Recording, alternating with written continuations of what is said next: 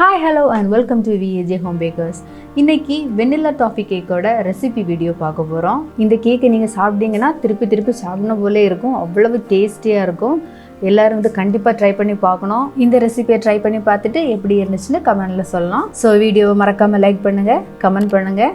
சேனலை சப்ஸ்கிரைப் பண்ணாதவங்க சப்ஸ்கிரைப் பண்ணுங்கள். வாங்க வீடியோக்குள்ளே போகலாம். நான் இப்போ சொல்ல போகிறது 1 kg கேக்கோட ரெசிபி.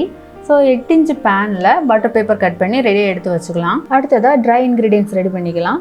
அதுக்கு 1 cup மைதா மாவு எடுத்துகிட்டு அதுலேருந்து 2 tablespoon ஃப்ளோரை நம்ம திருப்பி எடுத்துக்கலாம். திருப்பி எடுத்துக்கிட்ட மாவுக்கு பதிலாக 1 tablespoon மில்க் பவுடரும் 1 tablespoon கார்ன்ஃப்ளவரும் நம்ம சேர்த்துக்கலாம். அதுக்கு கூடவே 1 tablespoon பேக்கிங் பவுடர் சேர்த்து 3 தடவை நல்லா சீவ் பண்ணி எடுத்துக்கலாம். நான் இது எல்லா வீடியோலையுமே நான் சொல்கிறது தான், நம்ம 3 தடவை கண்டிப்பாக சலிச்சு எடுத்துக்கணும். அப்போ தான் அதில் மாவில் உள்ள எல்லா திட்டும் போய் நமக்கு நல்ல பவுடர் ஃபார்மில் நமக்கு கிடைக்கும். அதுக்கப்புறமா 1 cup பவுடர் பண்ண சுகரும் அதுக்கு கூட 1/4 teaspoon உப்பையும் சேர்த்து நம்ம தனியாக எடுத்து வச்சுக்கலாம். ரூம் டெம்பரேச்சரில் உள்ள 4 பெரிய சைஸ் முட்டை எடுத்துக்கணும். அதுக்கு கூட 1 teaspoon வெண்ணிலா எசன்ஸ் சேர்த்து பீட்டை நம்ம ஃபர்ஸ்ட்டு ஸ்பீடில் போட்டு அந்த ரெண்டுமே நல்லா மிக்ஸ் ஆகிற அளவுக்கு பீட் பண்ணிக்கணும். நம்ம இதில் சேர்த்துக்கிற முட்டை கண்டிப்பாக ரூம் டெம்பரேச்சரில் தான் இருக்கணும். இப்போ நீங்கள் ஃப்ரிட்ஜில் வச்சுருக்கீங்க அப்படின்னா எடுத்து வெளியில் வச்சு நல்லா கூலானதுக்கு அப்புறமா தான் எடுத்து யூஸ் பண்ணிக்கணும். ரெண்டும் நல்லா மிக்ஸ் ஆனதும் இதுக்கு கூட நம்ம எடுத்து வச்சுருந்த பவுடர் சுகரை 3 batches கொஞ்சம் கொஞ்சமாக நம்ம ஆட் பண்ணி பீட் பண்ணிக்கிட்டே இருக்கலாம்.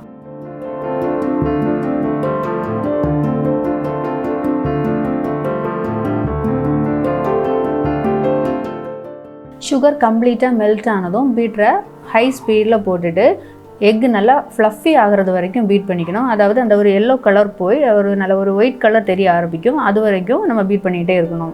எக்கு நமக்கு பீட் ஆகி எந்த அளவுக்கு ஃப்ளஃபியாக கிடைக்குதோ அதை பொறுத்து நமக்கு கேக்கோட ஹைட்டும் அதிகமாக கிடைக்கும். எக்கு நல்லா ஃப்ளஃபியாக கிடச்சதும் அதுக்கு கூட 2 tablespoon வெஜிடபிள் ஆயில் சேர்த்துட்டு பீட்டரை ஃபர்ஸ்ட்டு ஸ்பீடில் போட்டு ஓவர் மிக்ஸ் ஆகாமல் லைட்டாக மிக்ஸ் ஆகி மட்டும் எடுத்துக்கலாம்.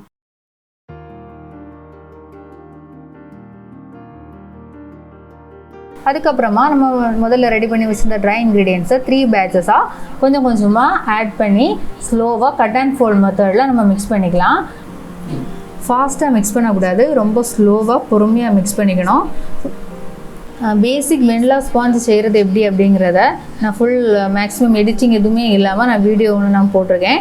அதோட லிங்கை நான் டிஸ்கிரிப்ஷனில் கொடுக்குறேன், பார்க்காதவங்க போய் பாருங்கள்.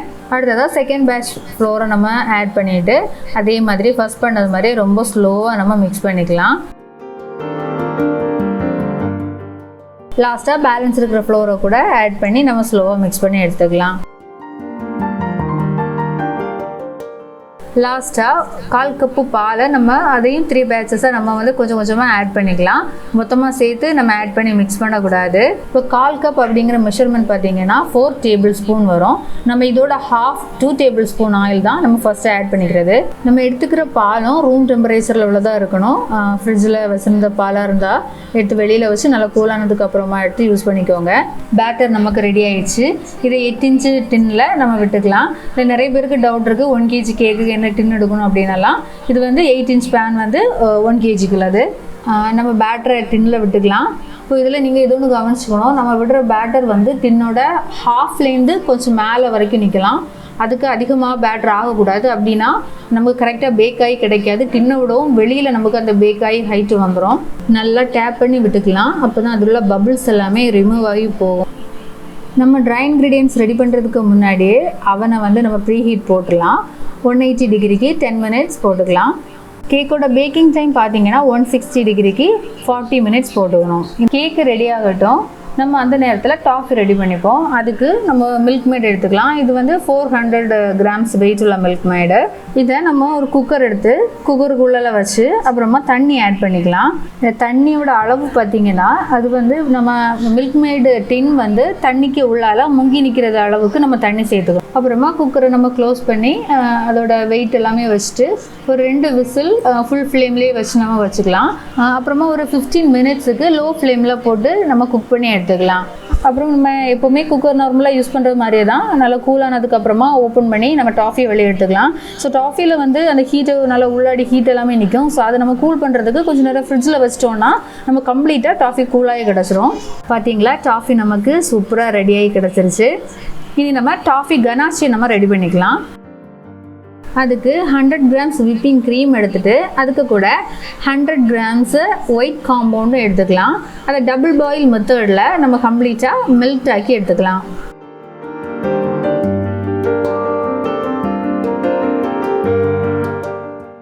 கனாஷே ரெடி ஆனதும் அதுக்கு கூட நம்ம குக் பண்ணி வச்சுருக்கிற டாஃபி ஆட் பண்ணிக்கலாம். ஒரு 2-3 டேபிள் ஸ்பூன் வரைக்கும் நம்ம ஆட் பண்ணிக்கலாம். நமக்கு வந்து எவ்வளோ டேஸ்ட் வேணுமோ அந்த டாஃபி நமக்கு எவ்வளோ தேவையோ அதை தக்கன நம்ம ஆட் பண்ணி எடுத்துக்கலாம்.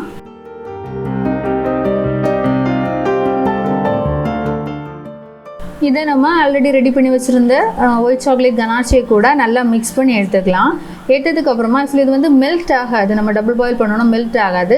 அதனால நம்ம பீட்டரை யூஸ் பண்ணி நல்லா பீட் பண்ணி அது ஒரு க்ரீமியாக நம்ம ரெடி பண்ணி எடுத்துக்கலாம். இதுதான் நம்ம கேக்கோட ஃபில்லிங்ஸுக்காக கொடுக்க போகிறது. அடுத்ததாக நம்ம ஃப்ராஸ்டிங் பண்ணுறதுக்கும் ஐசிங் பண்ணுறதுக்கும் டாஃபி க்ரீம் நம்ம ரெடி பண்ணிக்கலாம். அதுக்கு ஃபஸ்ட்டு ஒரு 2-3 டேபிள் ஸ்பூன் டாஃபியை நம்ம எடுத்துக்கலாம். நமக்கு அது எவ்வளோ டேஸ்ட் வேணுமோ அது தக்கன எடுத்துகிட்டு அந்த டாஃபியை மட்டும் பீட்டர் வச்சு நல்லா அந்த கட்டையெல்லாம் உடையிறது மாதிரி நல்லா பீட் பண்ணி எடுத்துக்கலாம். ஸோ டாஃபி நல்லா லூஸாக பீட் பண்ணதுக்கு அப்புறமா நம்ம ஆல்ரெடி பீட் பண்ணி வச்சுருந்த விப்பிங் க்ரீமை இதுக்கு கூட ஆட் பண்ணிக்கலாம். ஆட் பண்ணிவிட்டு ரெண்டையுமே கொஞ்சம் நல்லா பீட் பண்ணதுக்கு அப்புறமா ஒரு ஸ்பேச்சுலா யூஸ் பண்ணி நம்ம நல்லா மிக்ஸ் பண்ணி நம்ம எடுத்துக்கலாம்.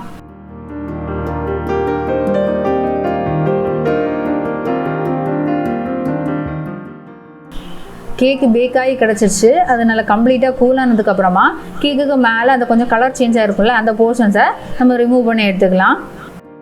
அப்புறமா கேக்கை 3 பீசஸாக ஸ்லைஸ் பண்ணி நம்ம ஃப்ராஸ்டிங் பண்ணுறதுக்காக எடுத்து வச்சுக்கலாம்.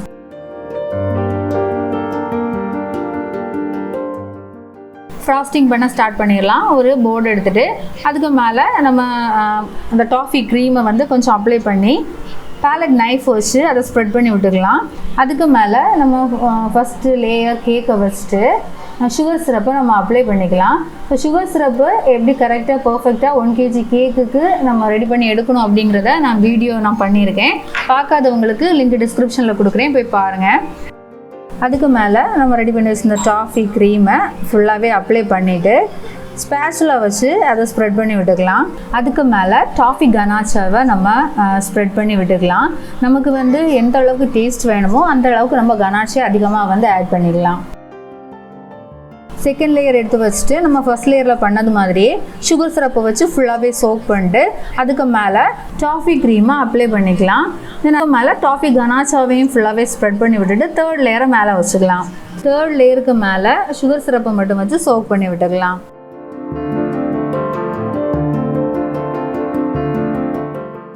அதுக்கப்புறமா இப்போ நான் செய்கிறது மாதிரியே கேக்கை சுற்றி கொஞ்சமாக க்ரீமை நம்ம அப்ளை பண்ணிவிட்டு க்ரம் கோட் முடிச்சு நம்ம ஃப்ரிட்ஜில் வச்சுக்கலாம். க்ரம் கோட் முடிச்சு ஒரு 1/2 an hour நம்ம ஃப்ரிட்ஜில் வச்சு செட் ஆனதுக்கு அப்புறமா தான் எடுத்து ஐசிங் பண்ண ஸ்டார்ட் பண்ணோம். அப்போ தான் அந்த கேக்கோட க்ரம்ஸ் எல்லாமே நமக்கு செட்டில் ஆகும். அந்த சுகர் சிரப் எல்லாமே ஓரளவுக்கு நல்லா செட் ஆகி நமக்கு ஐசிங் பண்ணுறதுக்கு ஈஸியாக கிடைக்கும். அப்புறமா ஒரு டிஷ்யூ பேப்பர் வச்சு அந்த கேக்கு போர்டை நல்லா கிளியர் பண்ணிக்கலாம். ஐசிங் முடிச்சுட்டு அப்புறமா போர்டை க்ளீன் பண்ணிக்கலாம் அப்படின்னு விட்டுறக்கூடாது. ஏன்னா இப்போ நம்ம க்ரம் கோட் பண்ணுறதுக்கு நம்ம ஃப்ரிட்ஜில் வைக்கிற டைமில் அது அப்படியே ட்ரை ஆகி செட் ஆயிரும். அதுக்கப்புறமா ஐசிங் முடிச்சதுக்கப்புறமா நம்ம வந்து க்ளீன் பண்ணுறதுக்கு கொஞ்சம் கஷ்டமாக இருக்கும். ஃப்ரிட்ஜில் ஒரு 1/2 an hour செட் பண்ணி எடுத்ததுக்கப்புறமா ஐசிங் பண்ண ஸ்டார்ட் பண்ணிக்கலாம். இப்போ நான் பண்ணுறது மாதிரியே பைப்பிங் பேக்கில் எடுத்து இந்த மாதிரி க்ரீம் அப்ளை பண்ணி விட்டுக்கலாம். அப்போ நமக்கு வந்து ஈவனாக எல்லா இடத்துலையுமே ஒரே திக்னஸுக்கு நமக்கு வந்து இந்த க்ரீம் அப்ளை ஆகி கிடைக்கும். அதுக்கப்புறமா இந்த மாதிரி ஒரு பேலட் நைஃப் எடுத்துகிட்டு கேக்கோட டாப்பு சைடு எல்லாமே ஈவனாக நம்ம ஸ்ப்ரெட் பண்ணி விட்டுக்கலாம்.